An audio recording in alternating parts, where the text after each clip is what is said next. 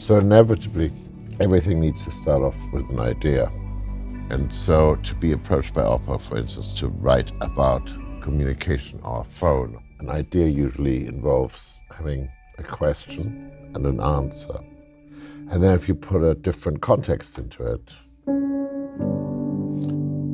the question seems to change and the answer seems to change. Everything you do should sort of tell you a story. What are the surprises?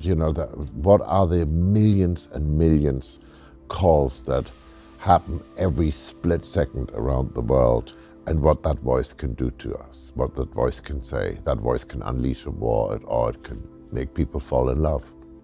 That spirit that comes from one heart over to the other heart, that's exactly what these phones are doing these days. They connect us.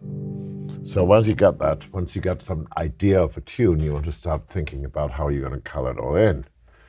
And one of the first things that you will think about is how you're going to get a bit of rhythm into this thing.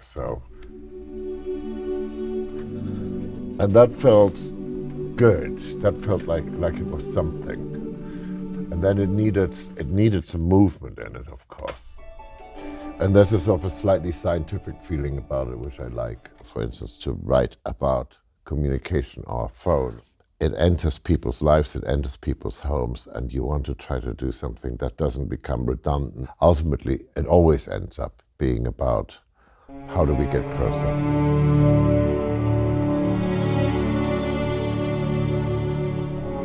Then you just build it.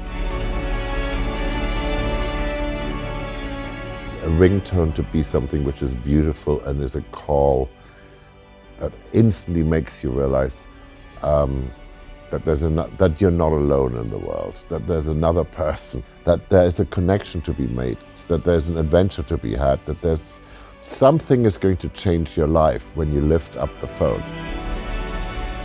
You, the audience, you, the user, you, the person who lifts up the phone at that moment in time, you're completing a piece of music.